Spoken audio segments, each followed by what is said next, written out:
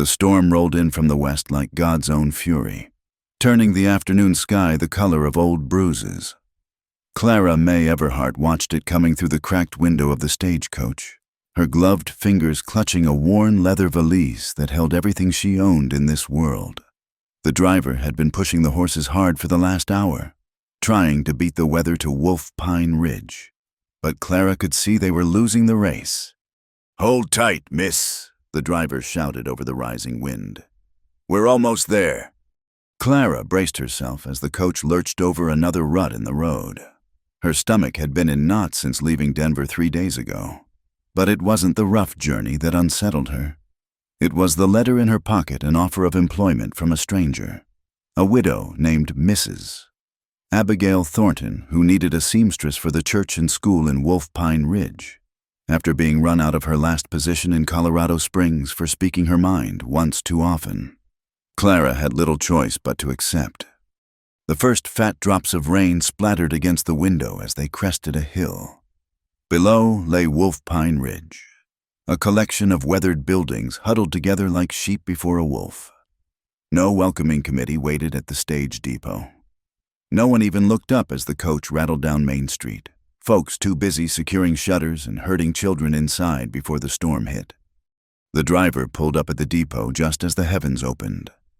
Clara gathered her skirts and made a dash for the covered platform, but the rain caught her anyway, soaking through her traveling dress in seconds. She stood there dripping, valise in hand, watching the driver toss down her trunk before climbing back up to his seat. "Wait," she called out. "Aren't you staying until the storm passes?" "Got to make it to the next town before dark. Miss, good luck to you." And with that, he cracked his whip and the coach lurched away, leaving Clara alone on the platform. She turned to survey her new home, rain streaming off the brim of her hat. The depot was locked tight, no station master in sight. Across the street, she could make out a general store, a saloon with its doors battened shut, and what might have been a boarding house.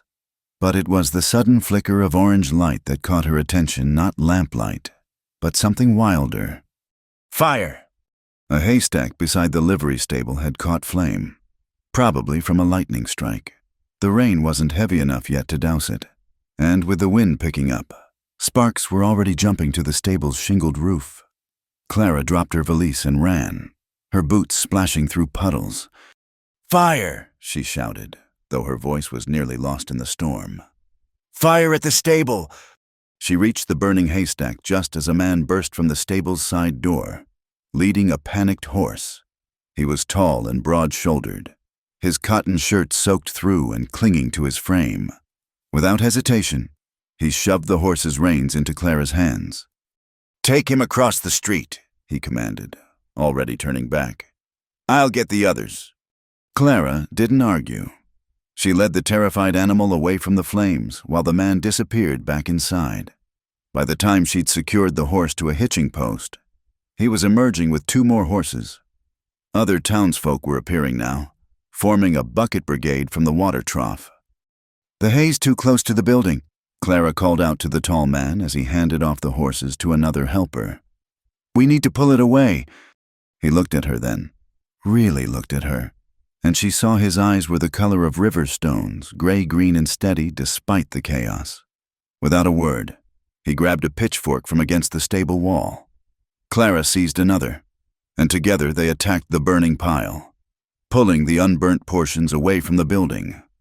They worked in tandem, neither speaking, both focused on the task. Clara's dress was ruined, her hair escaping from its pins to plaster against her neck.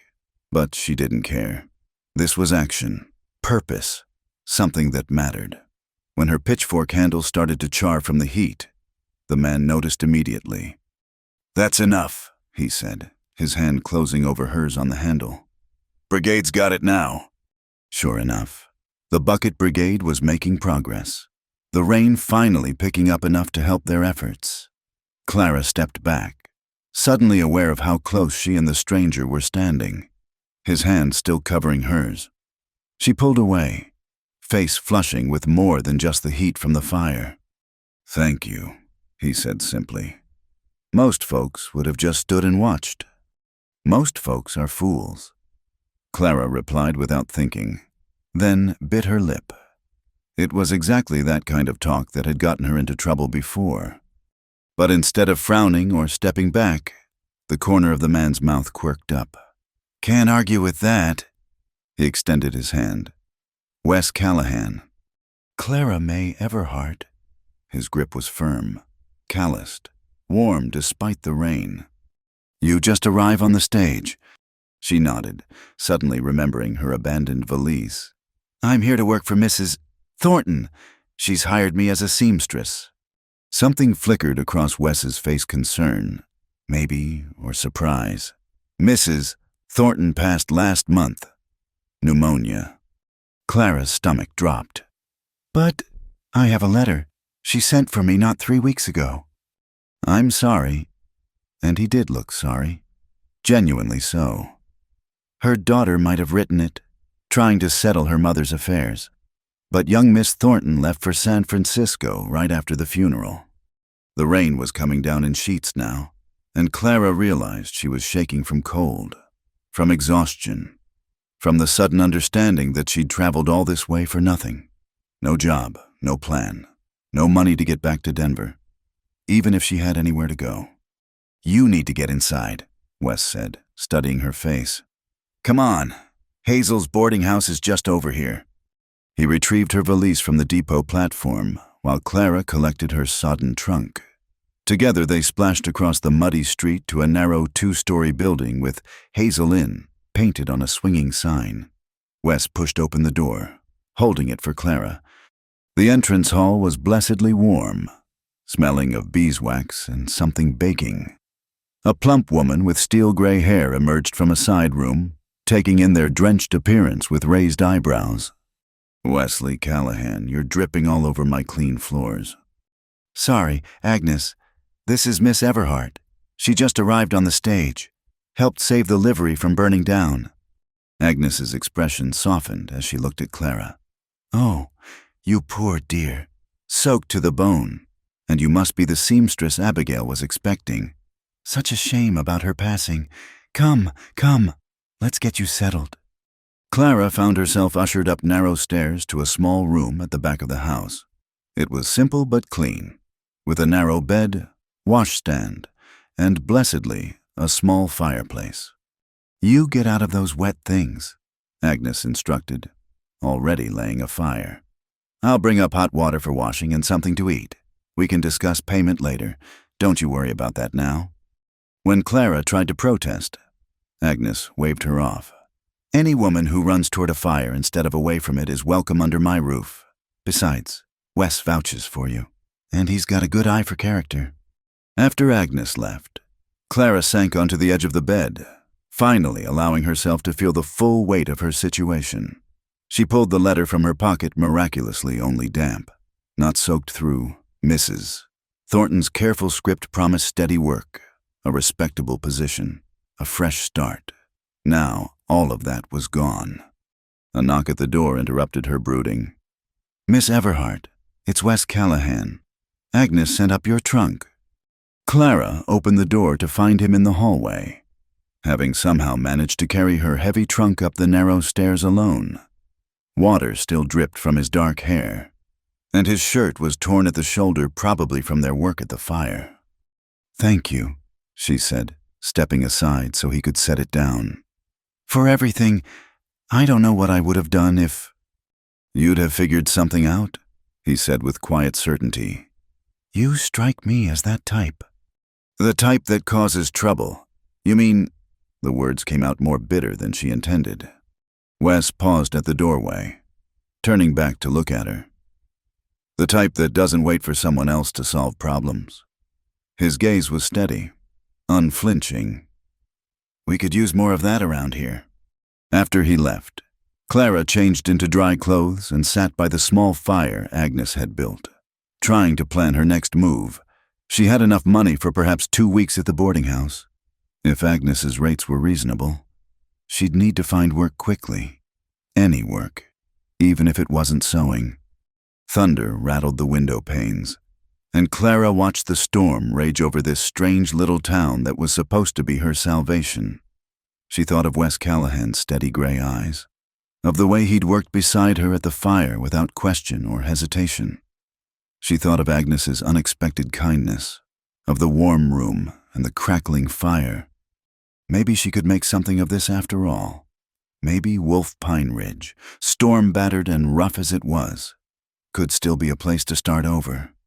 Clara had been called too bold, too outspoken, too much of everything. But tonight, in the middle of a storm and a fire, those things hadn't been too much at all. They'd been exactly enough. The rain continued to fall, washing the dust from the streets and the smoke from the air. And Clara May Everhart began to plan her next move in this town where she'd arrived with thunder at her heels. The morning after the storm dawned clear and cold, with puddles reflecting the sky like broken mirrors.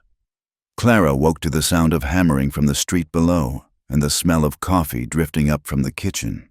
She dressed carefully in her second-best dress, a practical brown wool that had survived the journey unscathed, and pinned her hair back severely. First impressions mattered, especially when you were looking for work. Agnes was in the dining room, serving breakfast to a handful of boarders. She waved Clara to an empty seat and poured her coffee without asking. "Sleep well. Dear, that was quite an introduction to Wolf Pine Ridge you had yesterday." "Yes, thank you. About the room rates." $2 a week, includes breakfast and supper. Lunch is extra if you want it." Agnes set down a plate of biscuits and gravy. "But don't fret about it just yet. Wes Callahan settled your first week this morning." Clara's cup rattled against its saucer. "He did what?" "Said to consider it payment for helping save the livery. That's Wes for you, quiet, but he notices when folks need help." "I can't accept that," Clara said firmly. "I'll pay him back as soon as I find work." Agnes chuckled. "You can try, but that man's stubborn as a mule when he sets his mind to something. Speaking of work, what are your plans now that the Thornton position has fallen through?" Clara had spent half the night thinking about that very question. "I'll take anything respectable. I can sew, of course, but I can also keep books, write a fair hand, even help in a shop if need be." Agnes refilled Clara's coffee cup thoughtfully. "Martha Price runs the general store, but her nephew helps her, and I doubt she can afford another employee. The hotel might need a maid, though that's hard work for little pay. There's always the saloon, but—" "No saloons," Clara said quickly. She'd seen what happened to women who worked in such establishments, how quickly reputation could slip away like sand through fingers. "Smart girl. Well, why don't you put up a notice at the store? Folks around here always need mending done. Might not be steady work like you were expecting, but it could tide you over." After breakfast, Clara ventured out to explore Wolf Pine Ridge properly. The storm had left the main street a muddy mess, but the townspeople were already at work, sweeping boardwalks and repairing damage. The burned haystack from yesterday was now just a black smudge beside the livery stable, where men were patching the slightly charred roof. The general store was bustling with activity. Clara squeezed past farmers loading supplies and women gossiping over fabric bolts to reach the counter where a sharp-eyed woman in her 60s presided. "Hi, Mrs. Price, I'm Clara Everhart. I'd like to place a notice, if I may." Martha Price looked her up and down with the calculating gaze of someone who'd heard all about the newcomer already. "You're the seamstress who helped at the fire yesterday. Heard you were expecting to work for Abigail Thornton." "Yes, ma'am. Unfortunately." "Unfortunate indeed. Abigail was a good woman, if a touch too trusting." "What kind of notice?"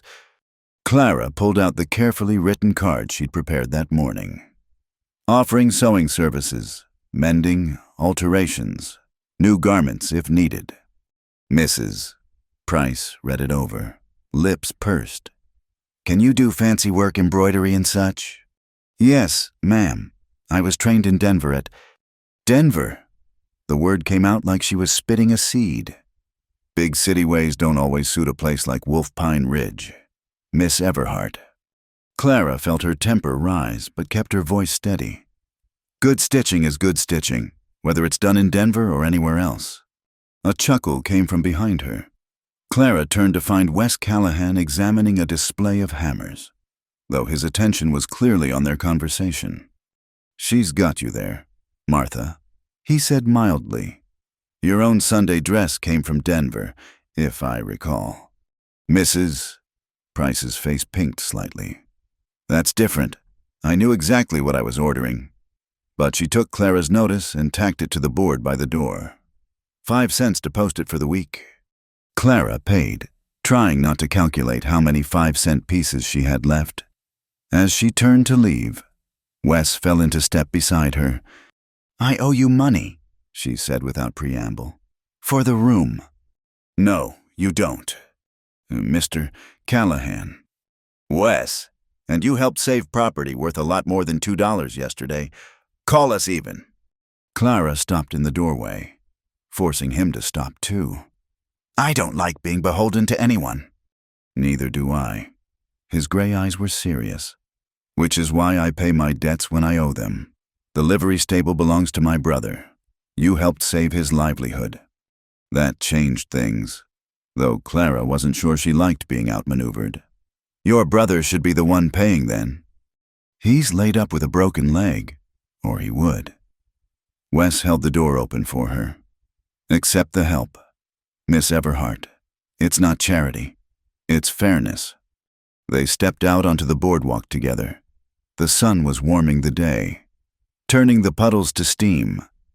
Clara noticed how people nodded respectfully to Wes as they passed, though several gave her curious looks. "What do you do here in town?" she asked, partly to change the subject and partly from genuine curiosity. "I'm working to establish a timber inspection station west of town, making sure the logging companies don't take more than they're allowed, checking for disease in the trees, that sort of thing." "That sounds like it might make you unpopular with some folks." His mouth quirked in that almost smile she'd seen yesterday. "You could say that, but it's necessary work. These forests won't last forever if we're not careful with them." They walked in comfortable silence until they reached the cross street where Clara needed to turn back to the boarding house. She hesitated, then said, "Thank you, for the room, and for speaking up in the store. I have a feeling Mrs. Price doesn't approve of me. Martha doesn't approve of anyone at first. Give her time." He touched the brim of his hat. "Good luck with the sewing work, though I have a feeling you make your own luck." Clara watched him walk away, his long stride eating up the muddy street. There was something solid about Wes Callahan, something that didn't shift with the wind like so many men she'd known. It was unsettling. Back at the boarding house, Agnes had news.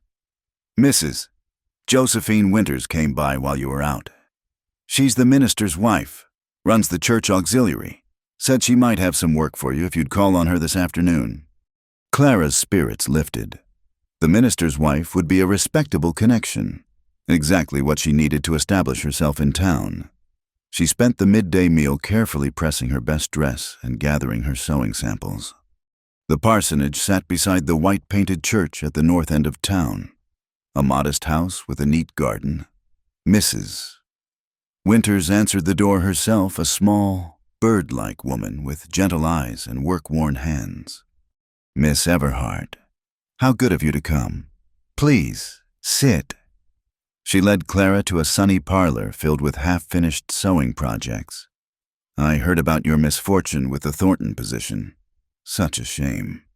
"Yes, ma'am, but I'm hoping to make my own way with private sewing work." "Indeed. May I see your samples?" Clara spread out her work, a delicately embroidered handkerchief, a child's dress with tiny, perfect seams, a man's shirt with invisible mending where it had been torn. Mrs. Winters examined each piece carefully, running her fingers over the stitching. "This is excellent work," she said finally. "Where did you train?" "My mother taught me the basics. Then I apprenticed with Madame Beaumont in Denver for 2 years. Madame Beaumont, I've heard of her establishment. Very exclusive." Mrs. Winters set down the samples, her expression thoughtful. "May I ask why you left such a position?" Clara had known this question would come. She'd rehearsed her answer, But somehow, under Mrs. Winter's gentle gaze, a different truth emerged. I spoke up when I shouldn't have. Madame had taken a commission from a wealthy woman who was unkind to the younger seamstresses. When she made one girl cry for the third day running, I told her exactly what I thought of her behavior. I see. And Madame Beaumont took the client's side. Money talks louder than righteousness in places like that. Mrs. Winters was quiet for a long moment. Then she smiled. My dear, I think you'll do very well here. The church auxiliary has several sewing projects, altar cloths that need mending, new vestments for Easter, baptismal gowns. The pay isn't much, but it's steady work and will help establish your reputation. Relief washed over Clara. Thank you, Mrs. Winters. I won't disappoint you. I'm sure you won't. Can you start tomorrow? We meet in the church hall at 2 o'clock. Clara left the parsonage with a lighter step. It wasn't the secure position she'd traveled here for, but it was a beginning. As she passed the general store, she noticed several women reading her notice. One even copied down her information. But her optimism dimmed when she overheard two women talking outside the milliner's shop. Did you see her yesterday running around in the rain like a hoyden, working beside the men at the fire? And today she was bold as brass in Martha's store. No proper introduction. Just marched in like she owned the place. Mark my words, that one's trouble. You can always tell the ones who think too highly of themselves. Clara kept walking, chin up, pretending she hadn't heard. It was starting already, the whispers, the judgments, the slow poison that had driven her from place to place. But this time would be different. This time, she had work promised. A respectable connection through the church. This time, she wouldn't let her temper or her tongue ruin things. As she climbed the boarding house steps, she thought again of Wes Callahan's steady gaze, of the way he'd simply accepted her help at the fire without question or surprise. At least there was one person in Wolf Pine Ridge who didn't flinch at a woman who acted instead of waiting to be told what to do. But one person wasn't enough to build a life on. Clara would have to be careful. Careful in a way that chafed against every instinct she had. She'd have to smile when she wanted to speak, nod when she wanted to argue, make herself small when everything in her wanted to stand tall. The thought exhausted her already, and she'd barely begun. The church auxiliary meeting began well enough. Clara arrived promptly at 2 o'clock with her sewing basket, finding the church hall filled with a dozen women of various ages. Mrs. Winters made the introductions warmly, and Clara took her assigned seat at the long table where altar cloths were spread for mending. For the first hour, she kept her head down and her stitches small, speaking only when spoken to. The work was familiar, soothing, even her needle moving in steady rhythm while the women chatted about their children, their gardens, the price of flour at Price's store. Then Mrs. Harriet Booth arrived late, sweeping in with the authority of someone who expected the world to rearrange itself for her convenience. She was William Sutter's aunt, Clara would later learn, and her nephew's influence in town extended to her like a second shadow. I do hope we're maintaining proper standards, Mrs. Booth announced, settling her considerable frame into a chair. Her gaze found Clara immediately. I wasn't aware we were taking on new members without a proper vote. Miss Everhart is helping with our sewing projects. Mrs. Winters said mildly, as I mentioned at last week's meeting. Mrs. Booth picked up Clara's completed work, examining it with theatrical scrutiny. The stitching is adequate, I suppose, though I do wonder if someone trained in Denver understands the simpler tastes of our congregation. Clara's needle paused for just a moment before continuing. I assure you, Mrs. Booth, I can sew plainly when plainness is called for. Can you, indeed? Mrs. Booth's tone suggested doubt. And what else did they teach you in Denver, Miss Everhart? To speak when your betters are conversing. The hall went quiet. Clara felt the familiar heat rising in her chest, the words crowding behind her teeth. She could tell this woman exactly what she thought of people who used better to mean richer. She could point out that good manners didn't require a bank account. She could, actually, Mrs. Booth, Clara said instead, her voice carrying just a hint of sweetness. In Denver, they taught us that true quality speaks for itself. Much like this altar cloth, the excellence is in the work, not in announcing it. A younger woman across the table, introduced earlier as Mrs. Daniel Patterson, let out a surprised laugh, quickly covering it with a cough. Several others hid smiles behind their hands. Mrs. Booth's face flushed. Well, I never had your needlework complimented so cleverly, Mrs. Patterson interjected innocently. Miss Everhart, that's a fascinating stitch you're using. Could you show me? Clara gratefully demonstrated the technique, and conversation gradually resumed around the table. But she could feel Mrs. Booth's glare like a weight throughout the rest of the meeting. When they finished at 4 o'clock, Clara packed up quickly, hoping to escape before any further confrontation. She wasn't quick enough. A word of advice, Mrs. Booth said, cornering Clara by the door while the others filed out. Young women who don't know their place don't last long in Wolf Pine Ridge. Ask anyone about Julia Carr, or Susan Mills, or any of the others who thought they were too clever for their own good. And what happened to them? Clara asked. Though she could guess, they found other towns more suitable to their temperaments. Mrs. Booth's smile was sharp as broken glass. I do hope you'll be wiser. Clara walked back to the boarding house with her jaw clenched so tight it ached. One meeting. She'd lasted one meeting before letting her tongue get the better of her. But what else could she have done? Sat there meekly while that woman pecked at her like a crow at carrion. Lost in thought. She didn't notice Wes Callahan until he fell into step beside her. Afternoon, Miss Everhart. You look like you're planning murder. Only in my imagination, Clara said without thinking, then caught herself. I apologize. That was inappropriate. But honest. He carried an axe over one shoulder and smelled of pine sap and fresh air. Let me guess, Harriet Booth. Clara looked at him in surprise. How did you know? She has that effect on people. Last month, she reduced the new school teacher to tears because she didn't approve of her teaching methods. What happened to the teacher? She stuck it out. Turns out the children learn better from someone who actually likes them than from someone who just likes rules. He shifted the axe to his other shoulder. You heading back to Hazel's? Yes, I need to start on some mending work. Mind if I walk with you? I wanted to ask a favor. Clara glanced at him sideways. What kind of favor? I've got a shirt that's more holes than fabric. Agnes says it's beyond her skill, but she mentioned you worked miracles with needle and thread. I could look at it, Clara said carefully, though miracle might be overstating my abilities. They reached the boarding house, where Wes waited on the porch while Clara deposited her sewing basket in her room. When she returned, he handed her a bundled shirt that had indeed seen better days. The elbows were worn through, the collar frayed, and what looked like an axe tear ran down one side.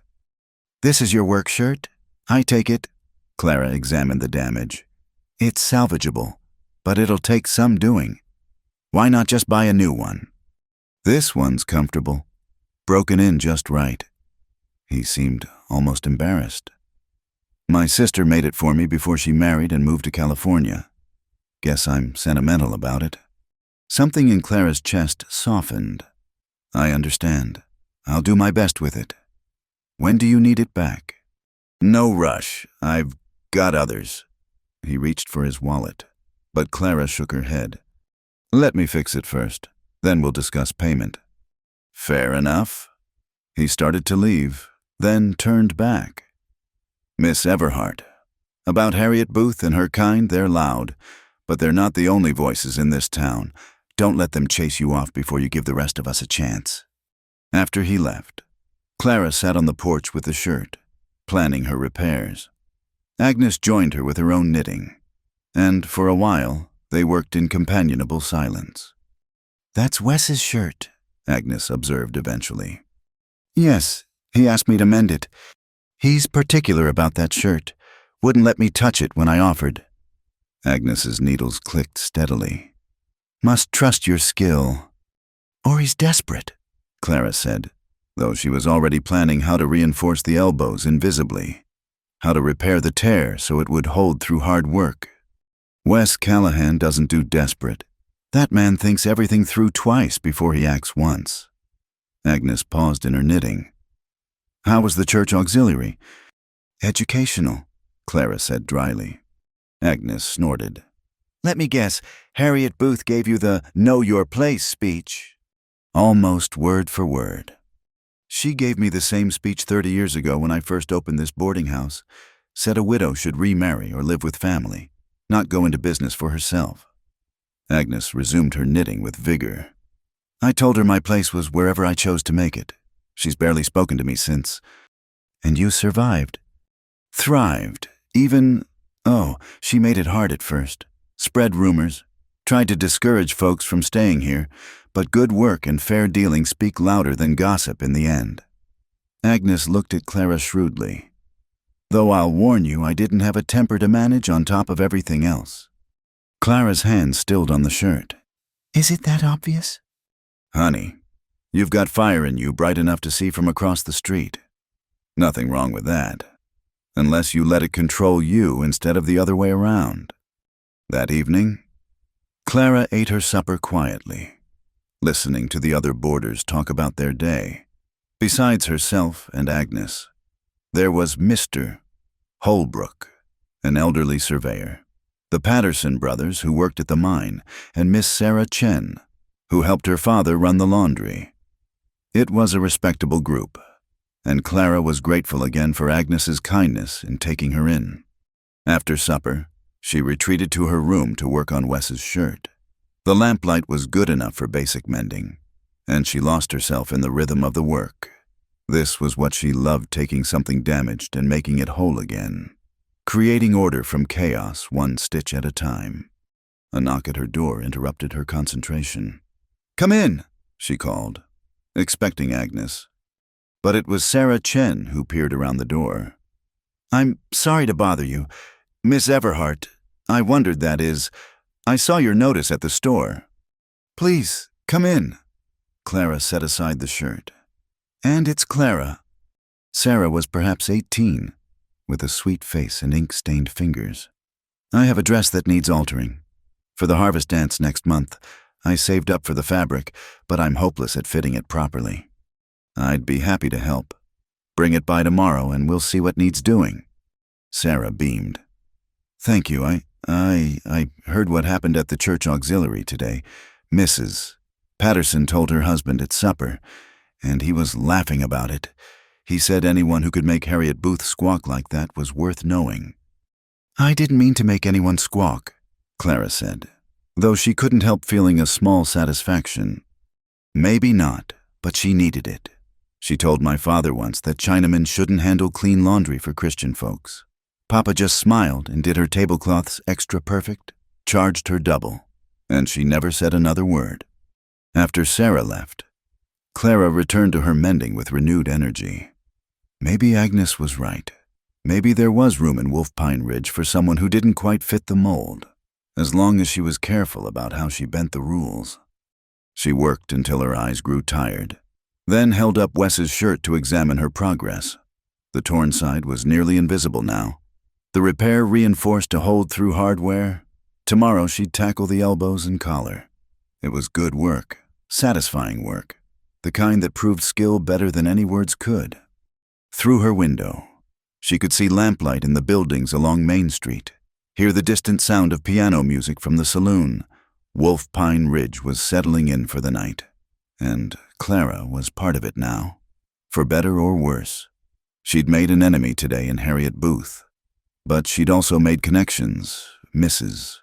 Winters, Sarah, even gruff Martha Price, who'd posted her notice. And there was Wes Callahan, who didn't flinch when she spoke her mind, who trusted her with a shirt that meant something to him. That was worth noting, worth remembering when the Harriet Booths of the world tried to make her feel small. Clara folded the shirt carefully and prepared for bed. Tomorrow she'd return to the church auxiliary. Head high, stitches perfect. She'd prove her worth through her work, one needle stroke at a time. And if her tongue got away from her again, well, at least it would be interesting. The invitation came on a Thursday morning, delivered by young Tommy Patterson as Clara was finishing breakfast. "Mr. Callahan says would you join him for supper tonight at his cabin? He says he's got fresh venison and makes a fair stew." The boy recited the message carefully, then added with a grin, "He gave me a penny to make sure I said it just right."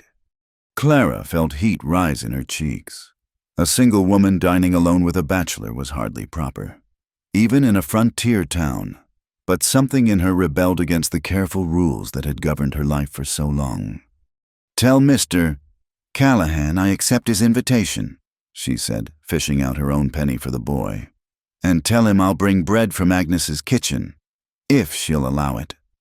Agnes not only allowed it, but seemed delighted by the development. "About time that man showed some sense," she muttered, wrapping 2 fresh loaves in a clean cloth. "Been living alone in that cabin for 3 years, working himself to the bone. Do him good to have some company." "It's just supper," Clara protested. "He probably wants to check on his shirt." Agnes snorted. "If you believe that, you're not as clever as I took you for." The afternoon dragged by. Clara tried to focus on her sewing. She had 3 mending jobs now. Word spreading quietly despite Harriet Booth's disapproval, but her mind kept wandering. What did one wear to a simple supper that wasn't trying too hard? What did one talk about with a man who seemed to see straight through all her careful defenses? Finally, she settled on her brown wool dress with a good collar and set out just before sunset. Wes's cabin sat a half-mile west of town, where the forest began to thicken. The path was clear but narrow, winding through stands of pine that filled the air with resin scent. Clara heard the axe before she saw the cabin steady, rhythmic strokes that spoke of long practice. She rounded a bend to find Wes splitting wood in his shirt sleeves, the late sun catching the sheen of sweat on his forearms. He looked up at her approach and embedded the axe in the chopping block with one smooth motion. "Miss Everhart, thank you for coming. Thank you for the invitation. Though I should warn you, my reputation is probably suffering as we speak." "Let it suffer." He pulled on his jacket, a smile playing at the corners of his mouth. "A reputation that can't survive a simple supper isn't worth much anyway." The cabin was larger than she'd expected, 2 rooms instead of 1, with real glass windows and a stone fireplace that took up most of one wall. But it was clearly a bachelor's place, functional rather than comfortable, with tools hung neatly on the walls and not a single cushion or curtain in sight. "It's not much," Wes said, following her gaze. "I built it myself when I first came to Wolf Pine Ridge. Keep meaning to add proper touches, but you spend all your time in the forest." Clara finished. "It's fine. Better than fine, it's honest." He looked at her then with that steady gaze that made her want to fidget. "Most women would be cataloging what needs changing." "I'm not most women." "No," he agreed quietly. "You're not." He'd been truthful about his cooking skills. The venison stew was rich and well-seasoned, the cornbread golden. They ate at the rough table by the window, watching the sun sink behind the trees. Clara found herself relaxing in a way she hadn't since arriving in Wolf Pine Ridge. There was no one here to judge her manners, her words, her very existence. "Tell me about Denver," Wes said, refilling her coffee cup. "What made you leave?" Clara considered how much truth to share, but something about the cabin, the firelight, his patient attention, made dissembling seem pointless.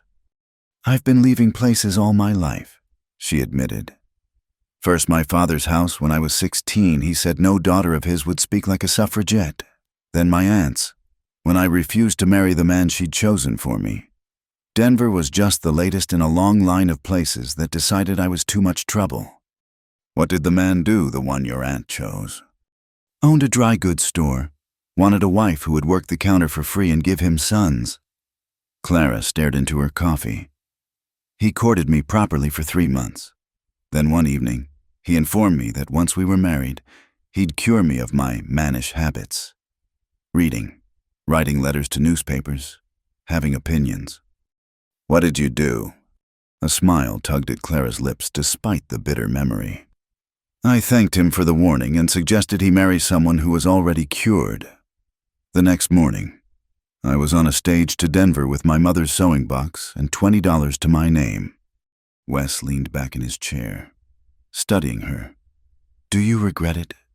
Which part speaking my mind, refusing to shrink myself down to fit someone else's idea of proper no? She met his gaze directly. But I regret the loneliness sometimes, the always being on the outside, looking in at lives that seem simpler. Simpler isn't always better, says the man living alone in the woods. He laughed a real laugh that transformed his usually serious face. Fair point, though I'd argue I'm not hiding from complications, just choosing which ones are worth my time. They moved to sit by the fire as full dark settled over the forest. Wes had built it up to a comfortable blaze, and Clara found herself mesmerized by the flames. It had been years since she'd felt this warm, this safe, not just from the cold, but from the constant pressure to be someone she wasn't. My turn to ask questions. She said, Why are you here? A man with your education could work anywhere. My father wanted me to join his law practice in St. Louis. Had it all planned out, his name and mine on the shingle. Eventually, a judgeship. Wes poked at the fire, sending sparks spiraling up the chimney. But I came west to survey for the railroad one summer and fell in love with the forests, the silence, the way things grow and die and grow again without any help from lawyers or politicians. So you became a tree inspector, forest ranger, officially. Though inspection is part of it, someone has to stand between the lumber companies and complete destruction. They'd cut every tree from here to the Pacific if no one stopped them. And they hate you for it. Some do. William Sutter especially. He's got interests in several logging operations. Thinks I'm standing between him and rightful profit. Wes's jaw tightened. He's not wrong. I'm standing there, and I intend to keep standing there. Clara thought of the man she'd briefly courted in Denver, how he'd talked about profit as if it were a holy calling. Good, she said firmly. Someone should. They sat in comfortable silence, the fire crackling between them. Outside, an owl called, and something rustled in the underbrush. The cabin felt like a world apart, removed from the judgments and expectations of town. I should go, Clara said eventually, though she made no move to rise. It's getting late. I'll walk you back. That will only make the gossip worse. Let it. He stood, offering her his hand. I'm not ashamed of sharing a meal with an intelligent woman. If others want to make more of it, that's their business. The walk back seemed shorter than the journey out. Clara was acutely aware of Wes beside her, his presence solid and reassuring in the darkness. When they reached the edge of town, where lamplight began to pierce the shadows, she expected him to turn back. Instead, he walked her all the way to Agnes's door. Thank you, Clara said, for supper, for everything. Thank you for coming. I know it wasn't entirely proper. When have I ever cared about entirely proper d? That earned her another smile. Your work on my shirt, when might it be ready? Another day or two. I want to make sure the repairs will hold. No rush. Though I admit that's partly selfish, it gives me an excuse to see you again. Clara's heart did something complicated in her chest. You don't need excuses, Mr. Callahan. Wes, he corrected softly. And that's good to know. He waited until she was inside before leaving. Clara climbed the stairs to her room, feeling lighter than she had in months. Through her window, she could see his tall figure disappearing into the darkness, heading back to his cabin in the woods. Agnes appeared in her doorway, clearly having waited up. Well, we had stew, Clara said, trying to sound casual. Talked about trees. Trees, Agnes repeated, her tone making it clear she wasn't fooled. And did these trees happen to mention when they might call again? When I finish mending his shirt. Ah, then you'd best work slowly, hadn't you? Clara laughed, surprising herself. Or perhaps I'll work quickly, so he'll need to find new excuses. She fell asleep that night thinking about firelight on strong hands, about a laugh that transformed a serious face, about the radical notion that someone might want her company without wanting to change her. It was dangerous thinking. She knew. She'd been disappointed before, had believed before that someone saw her truly only to discover they'd seen only what they wanted to see. But Wes Callahan didn't flinch. Not when she spoke her mind. Not when she worked beside him at a fire. Not when she admitted to a lifetime of being too much for every place she'd tried to call home. He just listened, and nodded, and built the fire higher against the cold. Maybe that wasn't love, but it was something. And for now, something was enough to kindle hope in a heart that had learned to bank its fires low. The second time Clara went to Wes's cabin, she didn't wait for an invitation. It was late afternoon, 3 days after their supper, and she carried his mended shirt wrapped carefully in brown paper. The repairs had been finished for a day already, but she'd found herself reluctant to return it, knowing it meant the end of their easy excuse for meeting. She found him behind the cabin, stacking firewood for winter. He straightened when he saw her, wiping his hands on his trousers. Miss Everhart, this is a welcome surprise.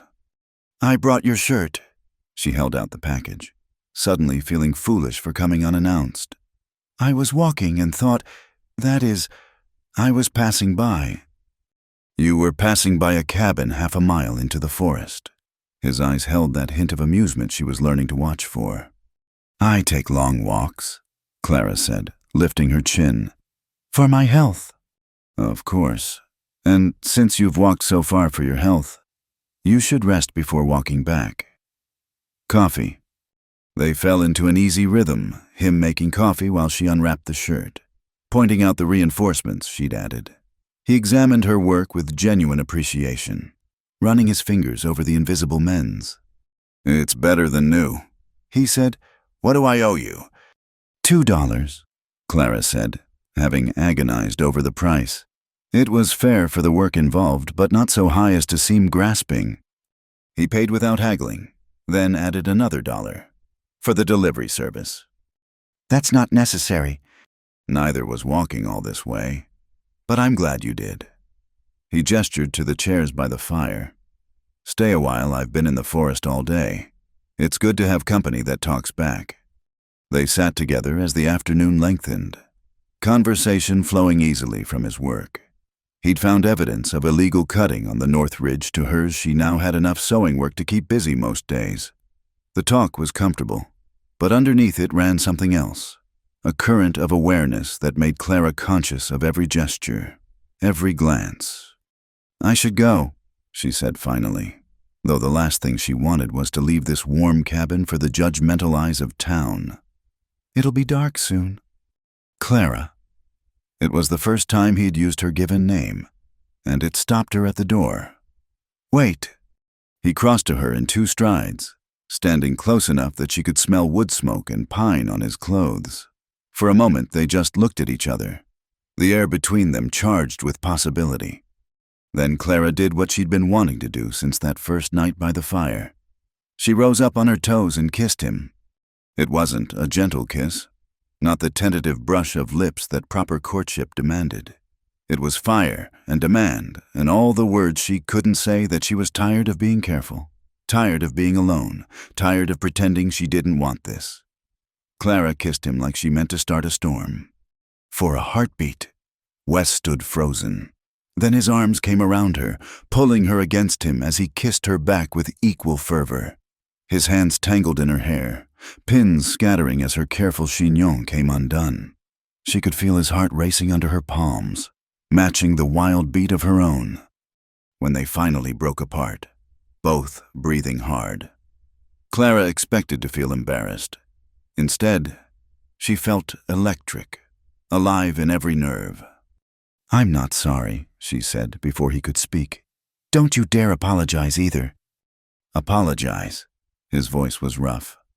Clara, I've wanted to do that since you stood in the rain telling me most folks are fools. She laughed, surprising them both. Then why didn't you?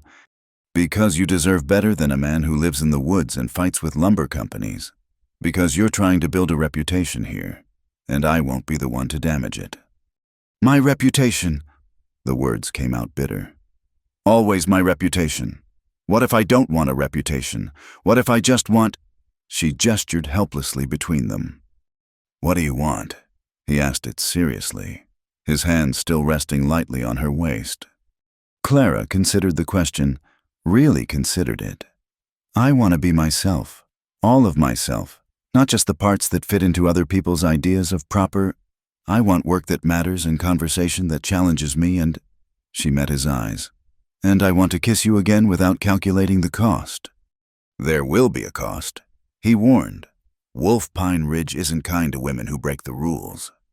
Then maybe it's time Wolf Pine Ridge learned some new rules. He studied her face, then slowly smiled. You really are going to shake this town up, aren't you? Are you going to try to stop me? No. He pulled her close again. I'm going to help you do it. This time when they kissed, it was slower, deeper. A promise rather than a declaration of war. Clara felt something in her chest crack open. Some carefully guarded door she'd kept locked for years. It terrified her. It thrilled her. It made her want to run. It made her want to stay. When she finally left, hair hastily repinned, cheeks flushed, Wes walked her back despite her protests. At the edge of town, where the forest gave way to streets, he caught her hand. The harvest dance is in 2 weeks, he said. Will you go with me? Clara thought of all the reasons she should say no. The gossip, Harriet Booth's certain disapproval, the careful progress she'd made establishing herself as a respectable seamstress. Yes, she said, but I should warn you I don't dance quietly. I'd be disappointed if you did. News traveled fast in a small town. By the next morning, Clara could feel the shift in atmosphere when she entered Price's store for thread. Conversations paused. Eyes followed her movements. Martha Price herself seemed extra sharp when making change. But it was at the church auxiliary that the storm truly broke. Clara had barely sat down when Harriet Booth sailed over, face pinched with righteous indignation. Miss Everhart, I feel it's my Christian duty to warn you about the impropriety of your behavior. Clara kept her eyes on her stitching. I wasn't aware that walking was improper, Mrs. Booth. You were seen leaving Wes Callahan's cabin, alone, at dusk, with your hair down. A gasp ran around the table. Clara felt her temper rise but forced it down. How fortunate that someone had nothing better to do than spy on their neighbors. This is no laughing matter. Young woman, your conduct reflects on all of us. If you cannot behave with proper modesty, then what? Clara set down her needle. Meeting Mrs. Booth's glare directly. You'll run me out of town like Julia Carr, like Susan Mills. Tell me, Mrs. Booth, what exactly became of them? Did they find happiness elsewhere, away from small-minded people who mistake gossip for gospel? Mrs. Booth's face went purple. How dare you? I dare because I'm tired of pretending that busybodies have the right to police every woman who doesn't fit their narrow mold. Clara stood, her voice carrying clearly through the hall. Yes, I visited Wes Callahan's cabin. Yes, I stayed for coffee. Yes, my hair came unpinned. It does that when I walk too fast. And yes, I'll likely do it all again. Because I'm a grown woman who can make her own choices about her own life. The silence was deafening. Then, from the corner where the younger women sat, came the sound of clapping. Just one person, Mrs. Patterson, her face bright with suppressed glee. Mrs. Winters rose from her seat at the head of the table. Perhaps we should return to our sewing, she said mildly. These altar cloths won't mend themselves. Clara sat back down, hands trembling slightly. She'd done it now, burned her bridges thoroughly. But as she picked up her needle, She felt other eyes on her, speculative, considering, and not all of them hostile. Sarah Chen slipped her a note as the meeting ended. That was the bravest thing I've ever seen. Walking home, Clara expected to feel regret. Instead, she felt light, as if she'd set down a burden she'd carried too long. Let them talk. Let them judge. She'd kissed Wes Callahan like lightning strikes pine, and she'd do it again given the chance. At the boarding house, Agnes was waiting on the porch, her expression unreadable. Heard you caused quite a stir at the auxiliary. News does travel fast. Faster when Harriet Booth's involved. She's already been to see Reverend Winters, demanding he speak to you about proper behavior. Agnes paused. He told her that adult social calls weren't his business unless they involved the breaking of actual laws. Clara sank into the chair beside her landlady.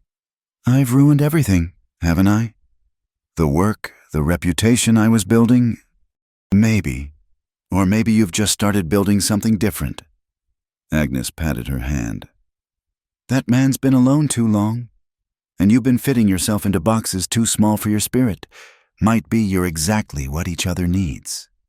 And if the town disagrees, then the town can hang. You pay your rent on time and your needlework is the best we've seen in years. That counts for something, whatever Harriet Booth thinks. That evening, as Clara worked on Sarah's dress for the dance, she thought about fires, how they could destroy, yes, but also how they cleared ground for new growth. She'd started a blaze today, speaking her mind in the church hall, kissing Wes with all the passion she'd kept banked for years. Now she'd have to tend that fire, feed it, keep it from consuming everything she'd worked to build. But for the first time in her life, she had someone who didn't want to douse her flames, someone who promised to help her burn brighter. It wasn't safe, it wasn't proper, it certainly wasn't quiet. But it was honest, and real, and hers. And that, Clara decided as she set her stitches straight and true, was worth any amount of gossip Wolf Pine Ridge could generate. The consequences came swiftly. First, Mrs. Thornton's daughter's letter arrived not offering work as Clara had hoped, but demanding the return of the advance payment her mother had sent. Money Clara had already spent on the journey to Wolf Pine Ridge. Then 3 of her sewing clients canceled their orders, politely but firmly. By the week's end, Clara's promising start as the town seamstress had dwindled to just 2 customers, Sarah Chen and Mrs. Patterson. She sat in her room that Friday evening, calculating and recalculating her dwindling funds. Even with Agnes's generous rates, she had perhaps 3 weeks before she'd need to leave. The familiar weight of impending departure settled over her shoulders like a shroud. A knock interrupted her brooding. Agnes called through the door. Clara, Wes Callahan's here. Clara found him on the porch, hat in hand, jaw set in a hard line. He looked angrier than she'd ever seen him. I heard what happened, he said without preamble. The church auxiliary, the canceled work. This is my fault. Stop right there. Clara stepped out, closing the door behind her. My choices are my own. Don't you dare make them about you. But if I hadn't asked you to supper, then Harriet Booth would have found another reason to disapprove of me. I talk too much, laugh too loud, refuse to simper and agree with every fool notion that comes from someone with money. Clara crossed her arms. I won't have you turning noble on me now. Wes Callahan. His anger seemed to shift, redirecting outward. It's not right. You're the best seamstress this town has seen, and they're cutting you off because you won't play their games. It's happened before. It'll happen again.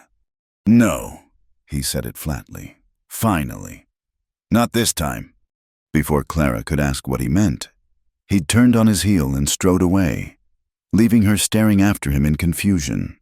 She'd seen him determined before, but this was different. This was a man with a plan. The next morning brought surprises. Clara woke to the sound of hammering and found Wes in the side yard of the boarding house, along with his brother Samuel, leg healed but still limping, and 2 other men she didn't recognize. They were building a small structure against the side of the house. What is this? Clara demanded, hurrying outside in her wrapper and shawl. Workshop, Wes said, not pausing in his work. Agnes agreed to rent you the side room that opens to the yard. Figured you needed a proper space for your sewing work. I can't afford. Already paid for, 3 months in advance. He finally looked at her, his expression daring her to argue. Call it an investment. In what? In proving this town wrong. Samuel limped over, grinning. My brother's got a bee in his bonnet about fairness. Best just let him build. He gets cranky when he can't fix things with his hands. The other men introduced themselves as Tom Martinez and his son, Luis. Farmers from outside town who'd had no patience for what Tom called townfolk nonsense. They worked through the morning, and by afternoon Clara had a small but proper workshop with good light from a large window and shelves for fabric and notions. I don't understand, Clara said to Wes as they stood surveying the finished space. Why would you do this?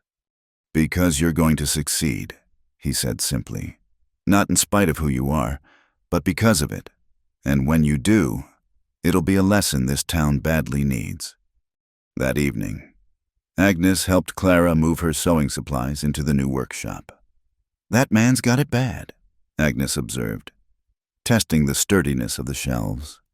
Never seen Wes Callahan worked up about anything but trees before. He feels responsible, Clara said, though warmth bloomed in her chest at the thought. Horse feathers. He feels in love, whether he's admitted it or not. Agnes dusted off her hands. Question is, what are you going to do about it? Clara didn't have an answer, but that night she worked late in her new workshop, hemming Sarah's dance dress by lamplight. The space smelled of fresh lumber and possibility. And for the first time since the church auxiliary confrontation, she felt hope stirring again. Word of the workshop spread quickly. On Monday, Clara had an unexpected visitor, Mrs. Josephine Winters, the minister's wife, carrying a large basket. I've brought some altar cloths that need repairs, she said, settling herself in the chair Clara offered. The church will pay, of course. Clara's hands stilled on her work. Mrs. Winters, I appreciate this, but won't there be talk about you supporting someone of questionable reputation? Mrs. Winters smiled. My dear, there's always talk. The question is whether we listen to it or to our consciences. She pulled out her own handwork, a half-finished baptismal gown. I was young once, you know. I married Mr. Winters against my family's wishes. They thought a minister would never provide properly. For our first year, we lived on donations and dinner invitations. And every time I laughed too loud at a church social, someone would whisper about my unsuitability as a minister's wife. What changed? I stopped trying to be suitable and started trying to be useful. Mrs. Winters threaded her needle with practiced ease. Do good work, Clara. The rest has a way of sorting itself out. As if to prove her point, the workshop door opened again. Martha Price entered, looking pinched and disapproving as ever, carrying a torn curtain. This needs mending, she said stiffly. Can you handle it without dramatics? I'll certainly try, Clara said, fighting to keep her voice neutral. Though I can't promise the curtain won't speak its mind if provoked. Was that a twitch at the corner of Martha's mouth? See that it doesn't. I need it by Thursday. After she left, Mrs. Winters chuckled. Martha hasn't had her curtains mended in 5 years. She's curious about you. She has a funny way of showing it. She has a funny way of showing everything. But she's here, isn't she? The workshop began to feel like a crossroads. Women came for mending, yes, but also for something else, a space where conversation could flow more freely than in the formal church auxiliary or the gossipy general store. Mrs. Patterson brought her sister-in-law, newly arrived from Ohio. The schoolteacher stopped by with a torn map that somehow required 3 consultations to properly repair, even some of the miners' wives. Usually too busy for town social politics, found reasons to need Clara's services. But the real test came Wednesday afternoon. Clara was working on Martha's curtains when the door opened to admit Harriet Booth herself, carrying an elaborate silk shawl. The workshop went silent. Mrs. Patterson, who'd been chatting about her children, suddenly found urgent business elsewhere. Even Mrs. Winters's steady hands paused in their stitching. "Mrs. Booth," Clara said carefully, "how may I help you?" Harriet's face was a study in conflicted pride. "This shawl requires delicate repair. It was my mother's." Clara examined the shawl, fine imported silk, badly torn along one edge. It would require hours of careful work to repair properly. "I can fix this, but it won't be cheap. Silk work requires—" "I know what silk work requires." Harriet's voice was sharp. "Can you do it or not?" "I can. It will be $5. Harriet's eyes narrowed. "That's highway robbery. That's skilled labor. You're free to take it elsewhere if you prefer." For a long moment, they stared at each other. Then Harriet set the shawl on the counter. "Have it ready by the harvest dance, and mind you don't damage it further with your enthusiasm." After she left, Mrs. Winters let out a breath. "Well, that was interesting." "That was a trap," Clara countered. "She's hoping I'll ruin it and prove her right about me." "Perhaps. Or perhaps she genuinely needs it repaired and you're the only one in town with the skill to do it." Mrs. Winters gathered her things. "Either way, you'll show her what you're capable of, won't you?" That evening, Wes appeared at the workshop door with supper cold chicken and biscuits from Agnes's kitchen. They ate together while Clara worked on the silk shawl, her hands steady despite the difficulty of the repair. "Heard Harriet Booth came by," he said. "News does travel. Are you here to tell me to be careful?" "No. I'm here to tell you that William Sutter's been spreading rumors about us. Says he saw you leaving my cabin with your virtue in question." Clara's needle slipped, pricking her finger. "He wasn't even there that night." "Doesn't matter. He's angry about the timber restrictions I've been enforcing on his land. Figures ruining your reputation might make me back down." "And will it?" Wes leaned forward, his eyes intense. "The only thing that would make me back down is if my association was genuinely harmful to you. Say the word, Clara, and I'll keep my distance until this blows over." Clara set down the shawl carefully, then reached across to take his hand. "Wesley Callahan, if you abandon me now, I'll never forgive you. We're in this storm together." He brought her hand to his lips, pressing a kiss to her palm. "Then we'd better make sure we weather it well." The rest of the week passed in a blur of work. Clara pushed herself hard, completing not just the paid work, but also creating a new dress for herself. Nothing fancy, but well-made and flattering, in a deep blue that brought out her eyes. If she was going to the harvest dance on Wes's arm, she'd do it with her head high and her stitches perfect. The silk shawl consumed her evenings, each tiny stitch requiring full concentration. But by Friday afternoon, it was complete, the tear invisible, the delicate pattern restored. Clara wrapped it carefully and waited. Harriet Booth arrived precisely at 4, as if she'd been watching the clock. She unwrapped the shawl with sharp movements, clearly expecting to find fault. Her examination was thorough, turning the fabric to catch the light, searching for any imperfection. Finally, reluctantly, she spoke.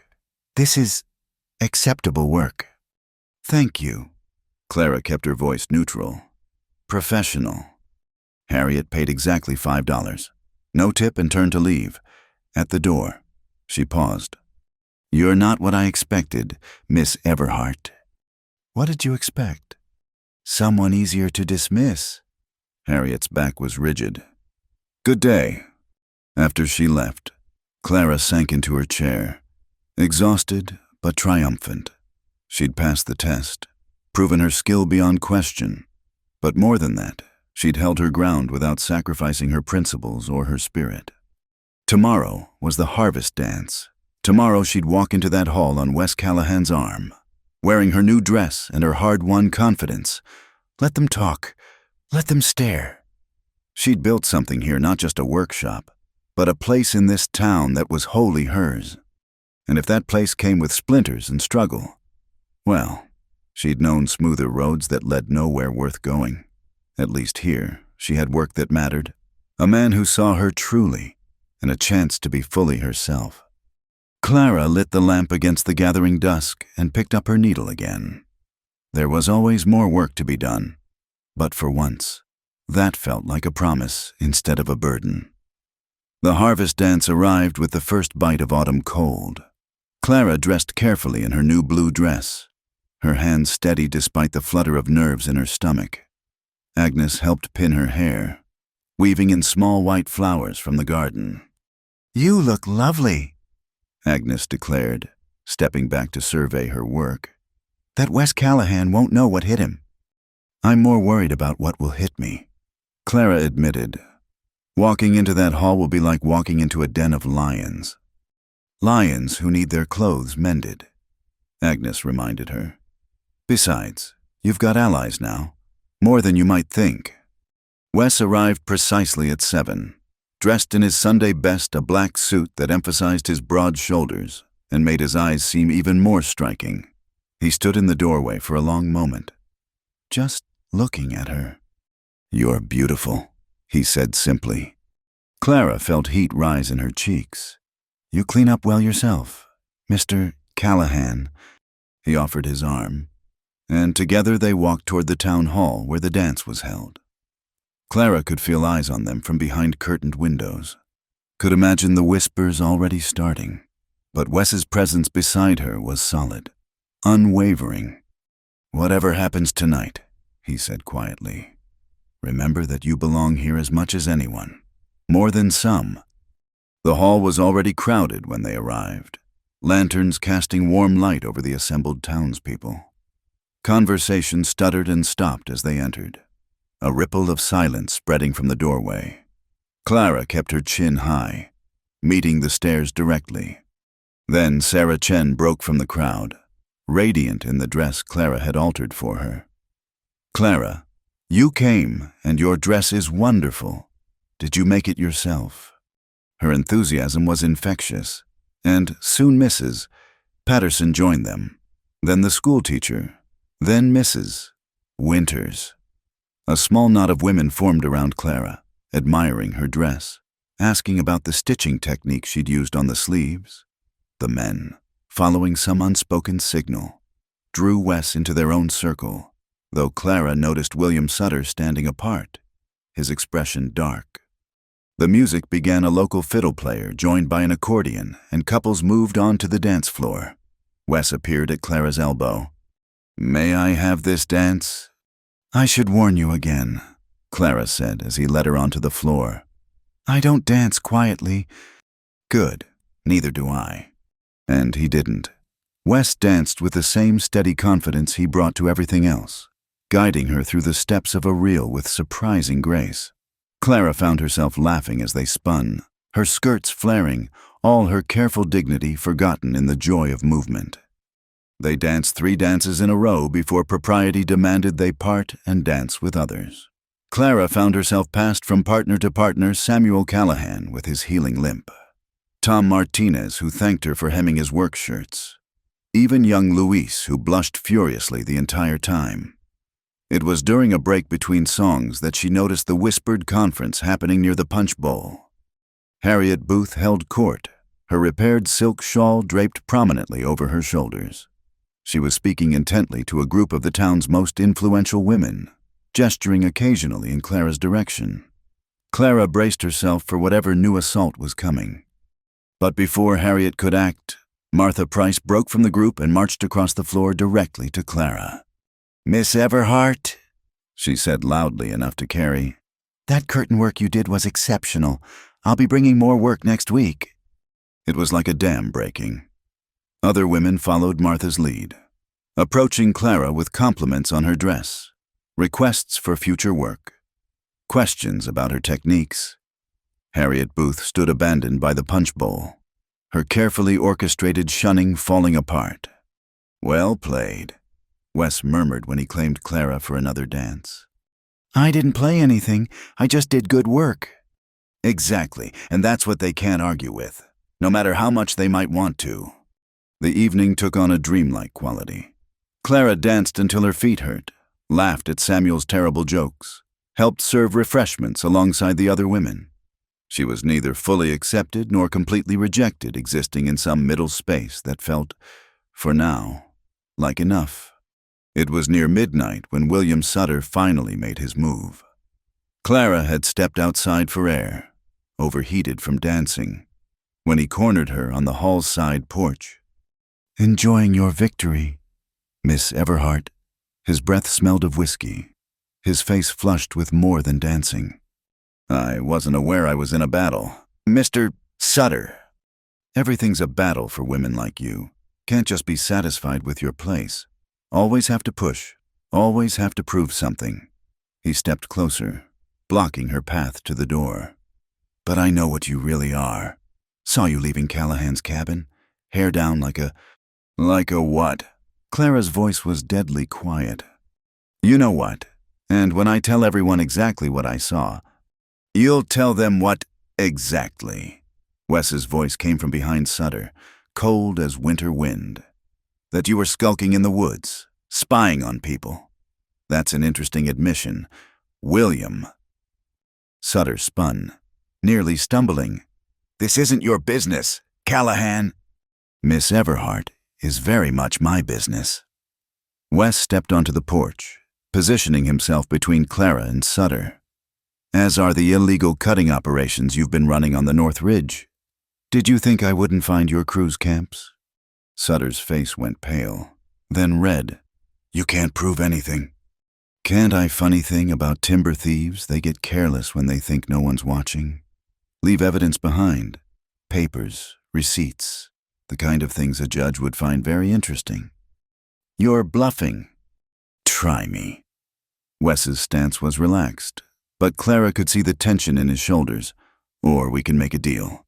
You stop spreading lies about Miss Everhart, and I'll give you time to clean up your operations before I file my report." Sutter's jaw worked soundlessly. "Finally," he spat. "This isn't over, Callahan?" "Yes, it is." Wes's voice brooked no argument. "Leave, now." After Sutter stumbled away, Wes turned to Clara. "Are you all right?" "I didn't need rescuing," Clara said, though her hands were trembling slightly. "I could have handled him." "I know, but you shouldn't have to handle him alone." He cupped her face gently. "That's what it means to stand together, not that you can't fight your own battles, but that you don't always have to." Clara leaned into his touch, allowing herself this moment of vulnerability. "He'll cause trouble over this. The timber theft accusations are completely true and well documented. I've been building that case for months." A smile tugged at his lips. "Though I hadn't planned to play that card tonight." "My hero," Clara said, half mocking, half sincere. "Your partner," he corrected. "There's a difference." They stood together on the porch, the music from inside mixing with the distant howl of wolves in the mountains. Clara thought about partnerships, about standing together, about the radical notion that she didn't have to weather every storm alone. "Dance with me again?" she asked. "Let them all see that Clara Everhart isn't going anywhere." "With pleasure." They returned to the hall, hand in hand. Clara's head high, despite or perhaps because of the renewed whispers. Let them talk about William Sutter's hasty departure, about the confrontation on the porch, about whatever wild stories they could imagine. She had work to do, a man who saw her as a partner, and a place she was carving out with her own 2 hands. The last dance of the evening was a waltz, slow and sweet.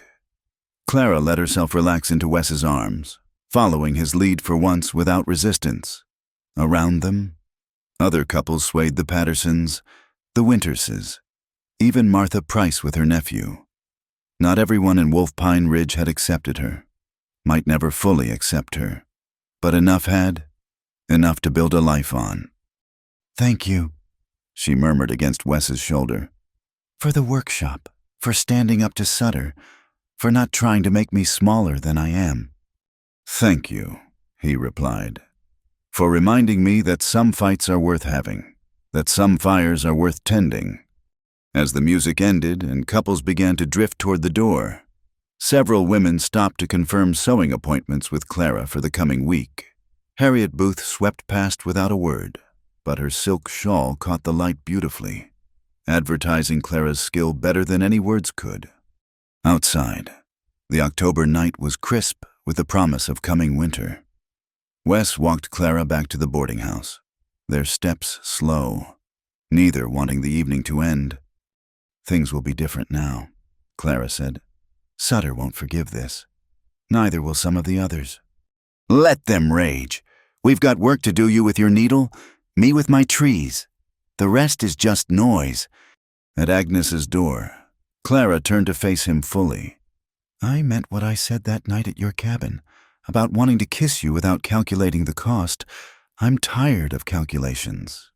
"Good," Wes said, and kissed her there on the boarding house steps, in full view of any watching windows.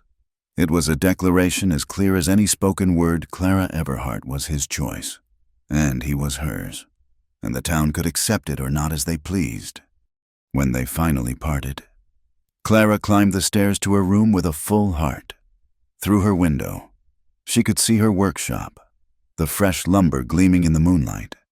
Tomorrow there would be work mending and creating, building her business stitch by stitch. There would be challenges, too.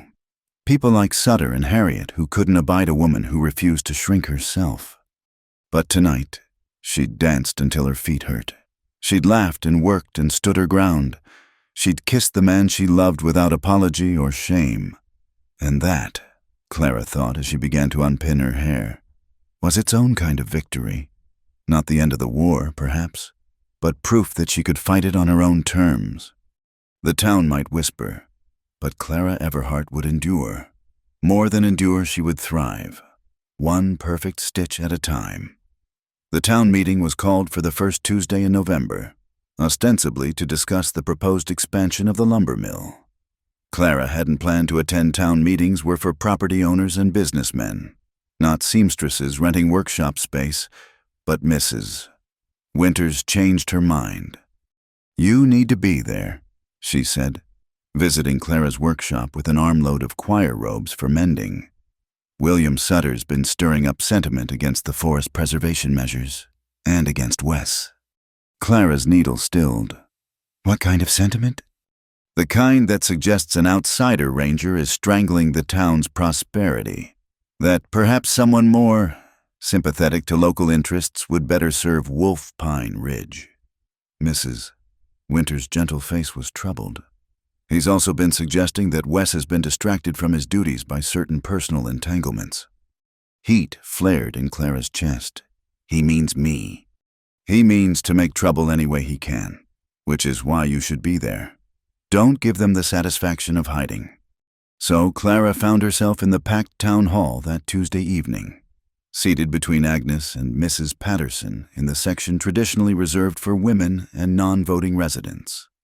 The hall buzzed with tension, divided clearly between those who supported responsible forestry and those who saw only the immediate profit in unrestricted logging. Mayor Holcomb called the meeting to order, his thin voice barely carrying over the crowd. "First order of business, the petition regarding the expansion of Sutter's mill operation onto the western slope." William Sutter rose, dressed in his finest suit, every inch the prosperous businessman. "Gentlemen, Wolf Pine Ridge stands at a crossroads. We can embrace progress and prosperity, or we can allow ourselves to be held back by excessive caution and outside interference." He went on to paint a picture of a booming town, wages flowing freely, families prospering if only the restrictive forestry measures were relaxed. Several men nodded along, particularly those who worked for Sutter or hoped to. "And who imposes these restrictions?" Sutter's voice rose dramatically. "A ranger who isn't even from Colorado, a man who lives apart from our community, who doesn't understand our needs or our ways, a man who, frankly, Seems more interested in personal pursuits than professional duties. His gaze found Clara in the crowd, a smirk playing at his lips. Whispers rippled through the hall. Wes stood slowly from his seat near the front. "I'd like to address Mr. Sutter's concerns." "You'll have your turn, Callahan," the mayor said nervously. "Let Mr. Sutter finish." But Sutter was just warming up. He produced a sheaf of papers, waving them dramatically. "I have here testimonies from loggers who say the ranger has been absent from his inspections, too busy with social calls to properly monitor the cutting zones. Perhaps if Mr. Callahan spent less time in town playing suitor and more time in the forest doing his job." That's enough. Clara was on her feet before she realized she'd moved. The hall fell silent, all eyes turning to her. "Women don't have the floor at town meetings," Sutter said coldly. "Then maybe it's time they did." Clara stepped into the aisle, her voice carrying clearly. "Since you seem so concerned with how Mr. Callahan spends his time, perhaps we should discuss how you spend yours. Mr. Sutter, specifically, those midnight logging operations on the North Ridge." Gasps echoed through the hall. Sutter's face darkened. "You have no proof." "Don't I?" Clara reached into her basket and pulled out a familiar piece of paper.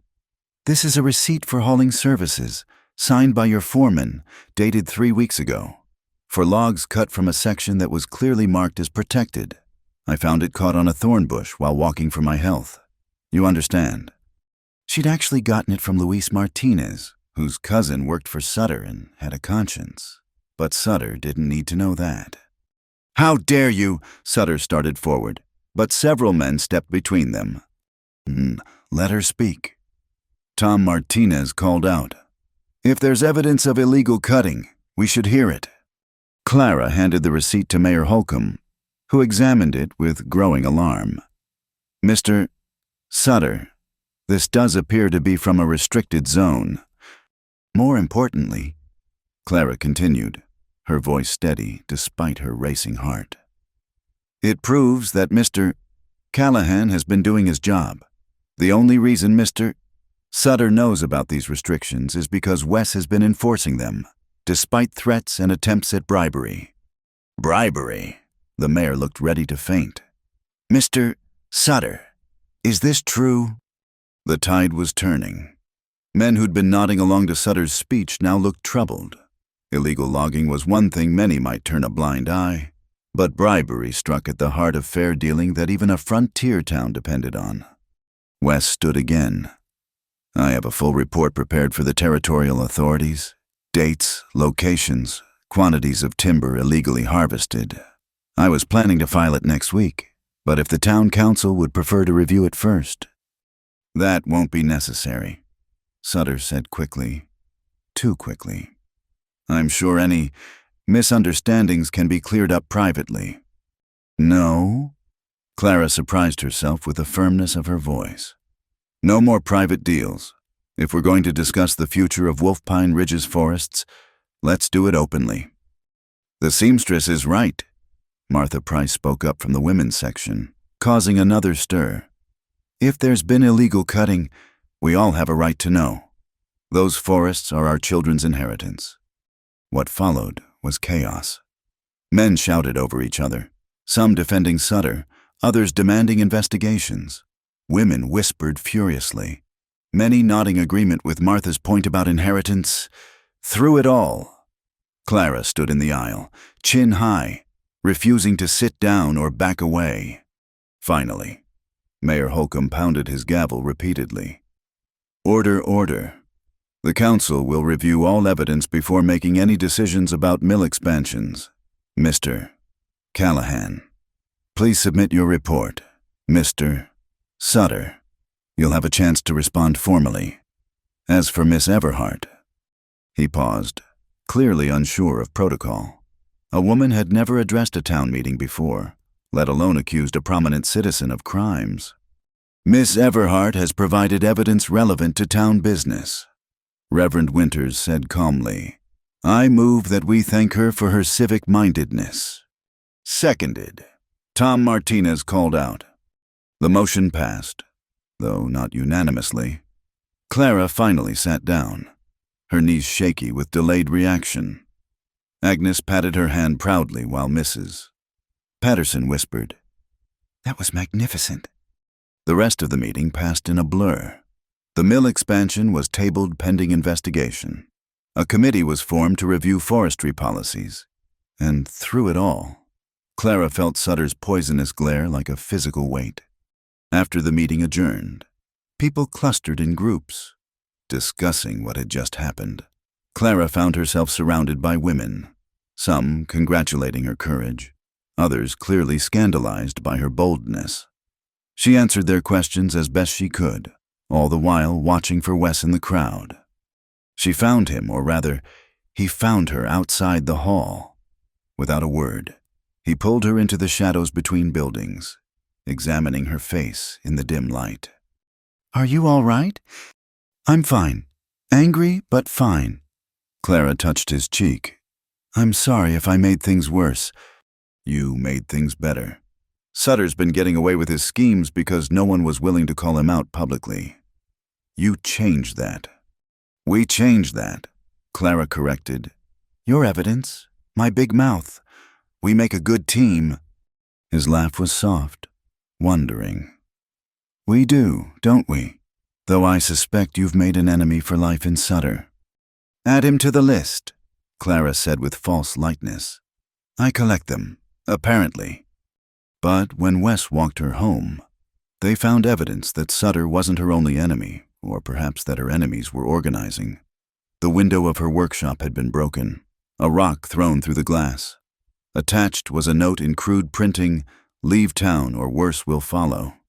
Agnes emerged from the boarding house with a lamp and a broom. "Saw it happen," she said grimly. "3 men, faces covered. They ran when I came out with my shotgun." "You have a shotgun?"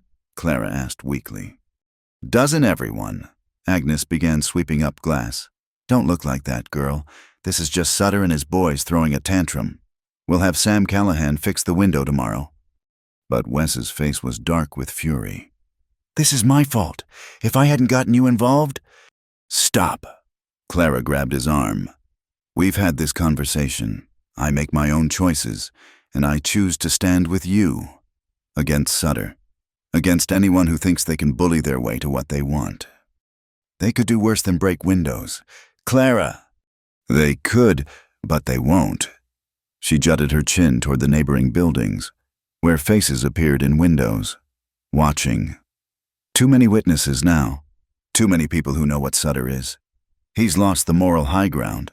And in a small town, that matters. Agnes nodded approvingly. "Smart girl.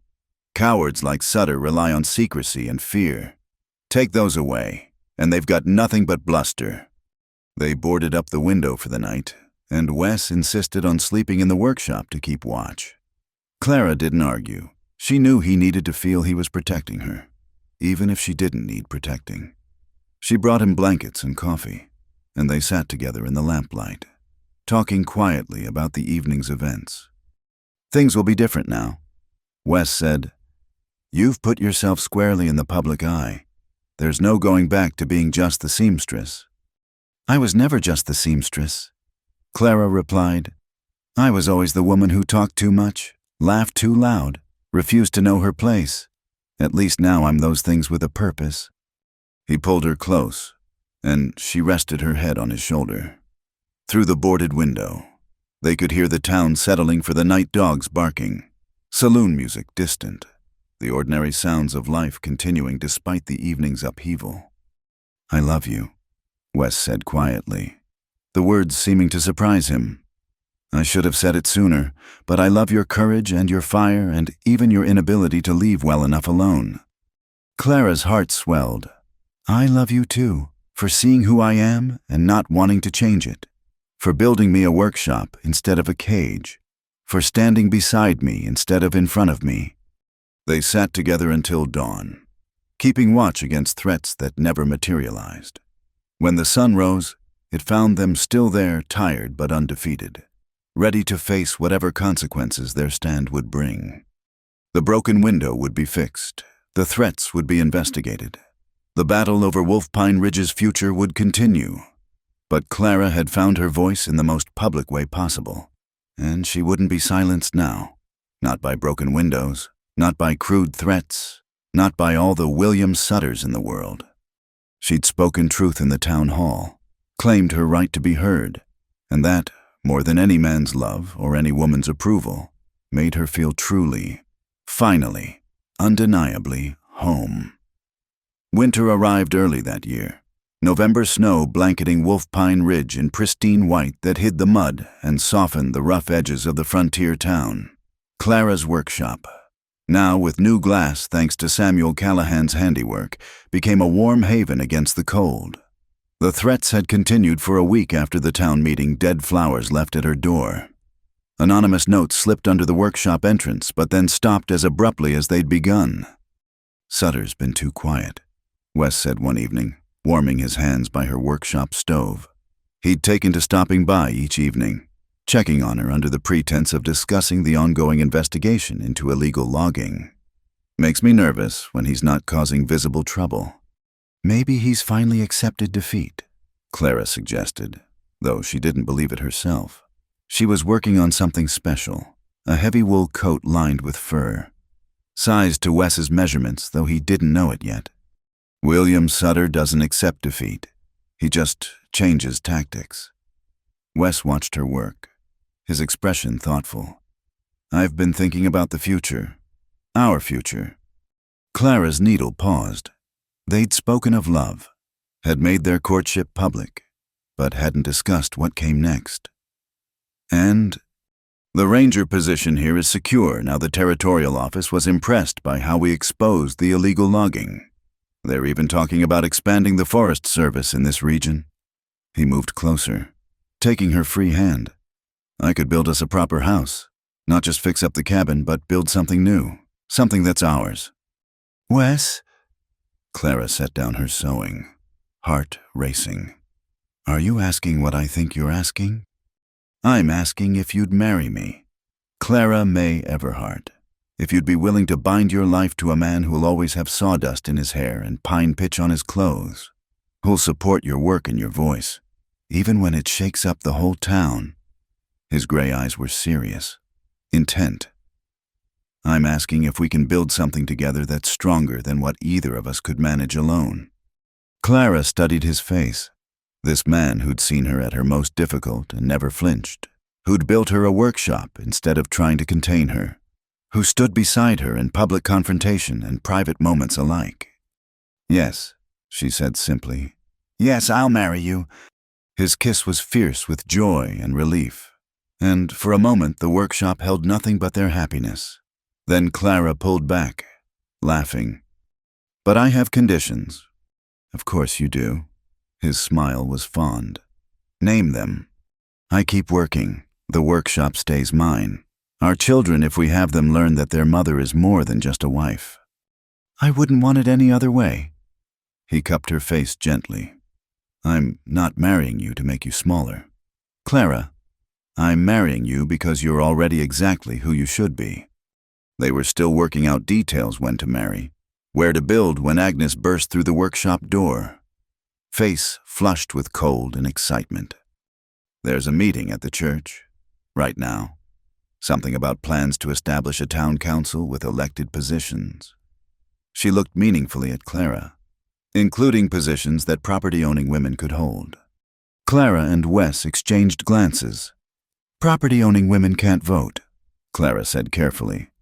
"No, but there's nothing in the town charter that says they can't serve in appointed advisory positions. Mrs. Winters has been reading law books." Agnes grinned. "Seems your performance at the last meeting inspired some creative thinking." The church was packed when they arrived, the pews filled with an unusual mix, not just the typical power brokers, but shopkeepers, farmers, miners' wives, even some of the saloon workers who usually kept to their own sphere. Reverend Winters stood at the pulpit, his mild demeanor belied by the revolutionary nature of his words. "Wolf Pine Ridge stands at a crossroads. he began. Recent events have shown that our traditional way of governing a few men making decisions for all no longer serves our growing community. We propose establishing a formal town council with elected positions. Yes, but also with appointed advisory committees that can include all invested residents, regardless of gender or property ownership. The reaction was immediate and split. Progressive voices, emboldened by recent events, spoke in favor. Traditional powers, led inevitably by William Sutter, argued against. "This is madness," Sutter declared, rising from his pew. "Next you'll be suggesting women vote, that Chinese can hold office, that the natural order God established should be overturned entirely." "The natural order," Martha Price stood, surprising everyone. "The natural order includes women's wisdom. Mr. Sutter. Or did your mother teach you nothing?" Laughter rippled through the crowd. Clara felt a surge of affection for the sharp-tongued shopkeeper who'd become an unexpected ally. The debate raged for 2 hours. Clara forced herself to stay silent, knowing that her voice might do more harm than good in this delicate moment. But others spoke for the progressive side, Tom Martinez arguing for representation of all who contributed to the town's prosperity. Mrs. Patterson pointing out that women managed households and businesses when men were absent. Even young Louise suggesting that fresh perspectives could only strengthen decision-making. Finally, a compromise emerged. The town would establish a traditional elected council, but also create appointed committees for specific areas education, headed by Mrs. Winters, commerce, surprisingly given to Martha Price, and social welfare, which would address issues of poverty and public health. Women could serve on these committees, providing official input to the all-male council. "It's not enough," Clara murmured to Wes as the vote was called. "But it's a start." "Change happens slowly," he replied. "But it does happen. Look at you 3 months ago. You were a stranger being gossiped about. Now you're the woman who faced down William Sutter in public and lived to tell about it." The measure passed by a narrow margin, as people filed out, discussing this sea change in hushed tones. Clara noticed Sutter lingering near the altar, speaking intently with 2 men she recognized as his mill foremen. Their expressions were dark, plotting. "Trouble," she said quietly to Wes. He followed her gaze, frowning. "I'll alert the sheriff. There's only so much mischief they can make with everyone watching now." But Clara's unease persisted through the next week. She threw herself into work, finishing Wes's coat and starting on her wedding dress, simple but elegant, with subtle embroidery at the cuffs and collar. Business had picked up considerably since the town meeting. Apparently, standing up to Sutter had earned her respect from quarters she hadn't expected. It was Sarah Chen who brought the warning, slipping into the workshop on a snowy Thursday afternoon. "My father heard talk at the laundry," she said without preamble. "Sutter's planning something for the winter social. He's been meeting with those men who threw the rock, talking about teaching uppity women a lesson they won't forget." Clara's blood chilled. The winter social was the next night a grand affair where the whole town gathered to celebrate the season. She and Wes had planned to announce their engagement there. "What kind of lesson?" Clara asked, though she feared she knew. "I don't know exactly, but Father said to tell you to be careful. Very careful." Sarah gripped Clara's hands. "Maybe you shouldn't go." "Not go!" Clara straightened. "Let William Sutter scare me into hiding never." But she did take precautions. She told Wes, who alerted both the sheriff and his network of friends. She made sure Agnes knew to lock the boarding house securely. And she finished her work early that day, wanting to be prepared for whatever might come. The next evening, Clara dressed carefully in her new burgundy silk, another creation of her own that showcased both her skill and her refusal to dim her light. Wes arrived to escort her, handsome in his black suit but wearing a grim expression. Sheriff found evidence that Sutter's been buying lumber from the Chinese camp at half price, then selling it at full price, claiming it's from his mill, he said. "He's more desperate than we thought. A cornered animal." "Is dangerous, I know." Clara checked her hair one last time. But we can't let fear rule us. We go to that social with our heads high. We announce our engagement. And we show this town that love is stronger than hate. You sound like you're going to war. Clara smiled, sharp and bright. Aren't I every time a woman refuses to shrink? It's a battle. Every time we claim our space, our voice, our choice in who to love, that's war against everyone who would keep us small. Then I'm honored to be your ally in this war, Wes said, offering his arm. Shall we go shake up Wolf Pine Ridge one more time? They walked through the snowy streets toward the social hall, where golden light spilled from the windows and music drifted on the cold air. Whatever Sutter had planned. Whatever price Clara might pay for refusing to know her place. She would face it as she'd faced everything else, with her chin high and her spirit blazing. The night was young. The battle far from over. But Clara Everhart, soon to be Clara Callahan, was ready for whatever storms might come. She'd built her life here stitch by stitch, word by word, choice by brave choice. No one, not William Sutter, not all the forces of tradition and prejudice, would unravel what she'd sown. The winter social glittered with warmth and light, every surface decorated with pine boughs and red ribbons. Clara entered on Wes's arm, feeling the familiar ripple of attention that followed her everywhere now. But tonight was different. Tonight she could see allies among the crowd. Mrs. Winters smiled warmly.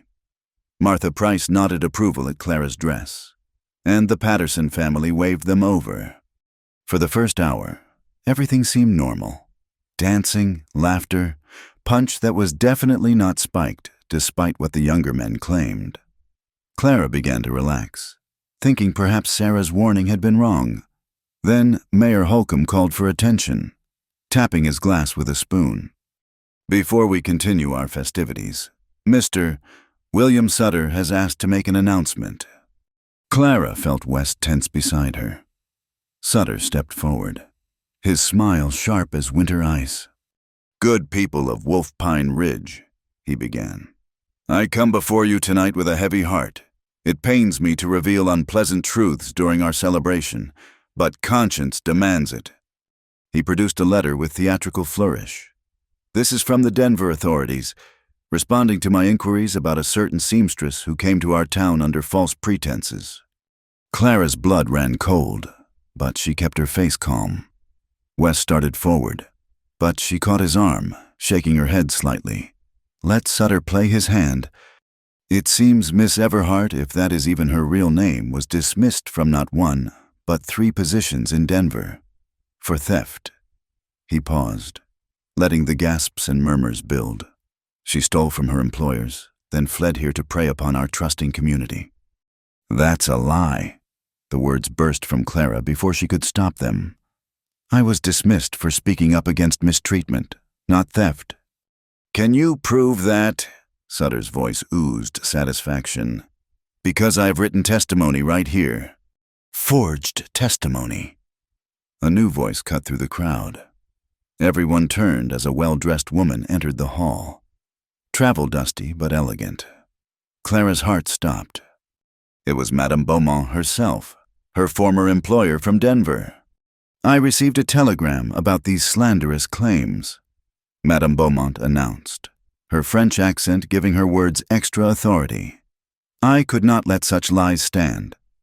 Madam, Clara breathed, hardly believing her eyes. The older woman smiled. Clara, my dear, still causing trouble. I see. She turned to the crowd. Miss Everhart worked for me for 2 years. She was my finest seamstress, skilled, honest, and utterly trustworthy with both materials and money. I dismissed her only because she defended younger workers against a cruel client, a decision I have regretted ever since. This is obviously a friend, lying to protect, Sutter began. I am Madame Beaumont of Beaumont's Fine Clothing, Denver. Her voice could have cut glass. I do not lie, Monsieur, and I have brought receipts, letters of recommendation, and testimony from other employers to prove it. Clara Everhart left each position with her integrity intact, if not always her patience for fools. The tide turned instantly. People who'd been whispering doubts now glared at Sutter. He'd overplayed his hand, and everyone could see it. Furthermore, Madame Beaumont continued, I am here to offer Miss Everhart a partnership in a new venture, a dress shop here in Wolf Pine Ridge. This town is growing, and it needs quality establishments. I can think of no better person to run it. Clara felt tears prick her eyes. Madam, thank you, but I'm staying here. I'm marrying Wes Callahan. Ah, Madame Beaumont clapped her hands. Even better, a married woman with a stable business, exactly what this frontier needs. She looked pointedly at Sutter. Unlike men who build their success on lies and illegal dealings. Sutter's face had gone from red to white. You can't prove. Actually, we can.